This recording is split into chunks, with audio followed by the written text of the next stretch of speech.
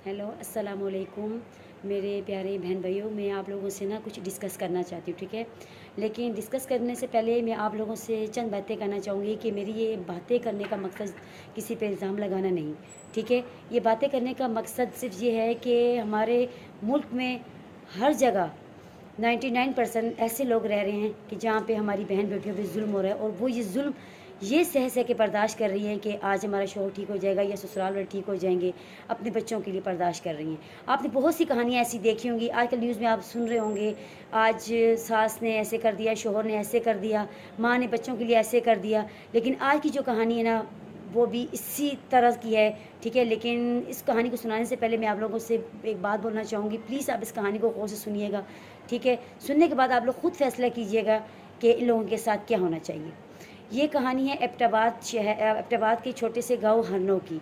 हरनौ में एक मासूम बच्ची जो यतीम, ठीक है, उसने काफ़ी अरसा गुजारा, मतलब जुल्म ज़्यादती उसके ऊपर होती रही, बर्दाश्त वो करती रही, ठीक है। वो इस आसरे में बर्दाश्त करती रही कि एक तो उसके सर पे बाप नहीं था, उसके भाई छोटे थे, उसकी माँ भी मतलब नीम पागल है, ठीक है, मतलब उनको किसी बात का होश नहीं। तो इतना कुछ होने के बावजूद, करने के बावजूद, वो मजबूर होकर, वो नाराज़ होकर अपने मामू के घर पे आ गई रहने के लिए। मतलब उस रात में इतना तशद्दुद उसके शौहर ने किया कि मतलब जब उस बच्ची को गुस्ल दिया गया ना, तो तमाम वहाँ गांव की औरतों ने यही बताया है कि इतने उसके बदन पे ज़ख्म थे कि वो उनके आंसू निकल आए। यानी कि वो ज़ख्म वो घर में को नहीं दिखा पाई ना, लेकिन वो नाराज़ हो के आ गई। इससे पहले भी उससे बहुत तशद्दुद उस पर होता रहा है, लेकिन इस दफ़ा तो उसके हस्बैंड ने उस पर हद पार कर दी। उसका एक 7 साल का बच्चा है, तो उसने भी बहुत कुछ बोला है गाँव वालों के सामने। उसके सामने उसकी सास, दोनों सासें, उसके ससुर उस पर जुल्म ज़्यादती उस पर करते रहे हैं।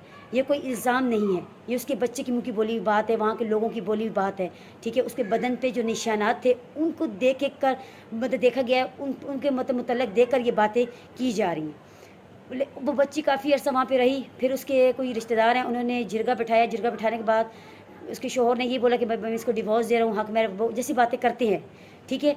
फिर पता नहीं अचानक ऐसा क्या हुआ कि उसको घसीट के लेके जाया गया।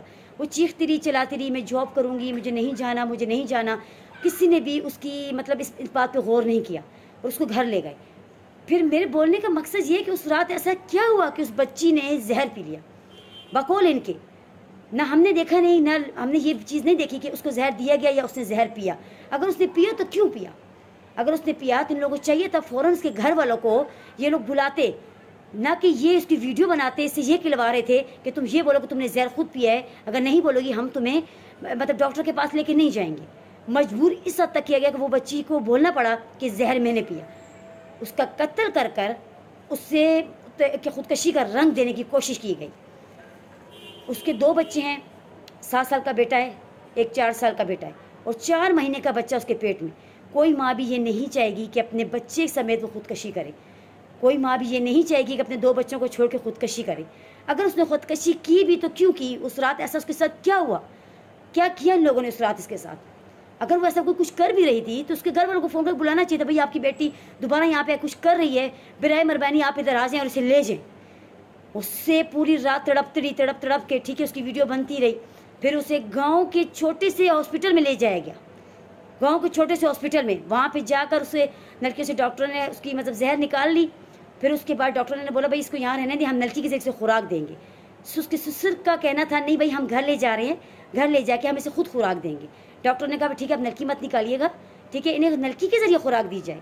इन्होंने रास्ते में सुजुकी में बैठते ही बच्ची के नाक से मतलब वो नलकी निकाल ली और ले गए इसको, ठीक है। बच्ची जब घर पहुंची उसकी तबीयत ज़्यादा ख़राब हो गई, अल्लाह जाने इन्होंने क्या किया, ये अल्लाह से बेहतर कुछ नहीं जानता। फिर दोबारा से लाया गया, वो आधे रास्ते में बच्ची का इंतकाल हो गया। इंतकाल होने के बाद उसके घर वालों को कॉल किया जाता है कि आपकी बेटी ने रात को जहर पी थी, फ़लाँ फ़लाँ ये हुआ था, ये हुआ था, ठीक है। आप मुझे ये बताएं, इन तमाम बातों का इकट्ठा किया जाए, इकट्ठा करने के बाद आप किस नतीजे पे पहुंच रहे हैं?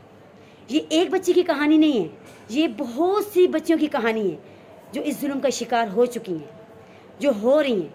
अगर आज इस बच्ची के लिए आवाज़ हम लोगों ने ना उठाई तो न जाने उस गांव में कितनी ऐसी औरतें होंगी जिन पे जुल्म हो रहा है, वो बच्चों के लिए बर्दाश्त कर रही हैं, ठीक है। मानसेरा की कहानी आपने सुनी होगी, वहाँ भी ससुराल ने ऐसा किया है।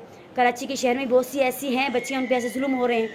क्यों ऐसा हो रहा है हमारे इस देश में? क्यों ऐसा हो रहा है? हम औरतें क्यों बर्दाश्त करें? अगर इन दरिंदों को सज़ा ना मिली तो फिर मैं कहती हूँ ना, उसको हम मज़ीद گاؤں تو کیا، اور ہمارے اس دیش میں جو کچھ ہو رہا ہے نا عورتوں کے ساتھ، یہ ظلم مزید بڑھے گا. پلیز آپ میری اس آواز کو آگے بڑھائیں، اور اتنا آگے بڑھائیں تاکہ ان درندوں کو سزا ملے. وہ مظلوم بچی 2 ساسوں کے ظلم کے نیچے دبی رہی، وہ یتیم بچی. یہ لوگ اتنے پاورفل ہیں کہ انہوں نے پہلے مکمل تیاری کی ہوئی تھی بچی کو مارنے کی. یہ یتیم ہے، اس کے بھائیوں کی ان لوگوں کے پاس اتنا نہیں ہے کہ یہ ان درندوں کا مقابلہ کر سکیں.